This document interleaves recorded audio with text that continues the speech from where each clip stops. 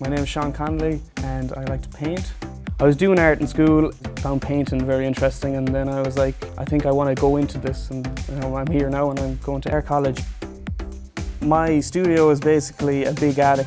I kind of try to cover all the roof with my paintings throughout the years. It's brilliant to go up there because it's my own kind of spot, my own space. I do like to mix medium and just kind of mess about, but I'm really focusing on acrylic paint at the moment.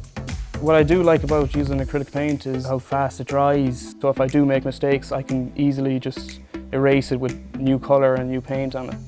Painting is definitely hard work, but if you want to do it, definitely just you got to put in the time. You make bad art, but you make bad art, you make good art. So it's definitely a process that takes time. It's definitely part of me anyways now. My name is Sean and this is my painting called The Florist.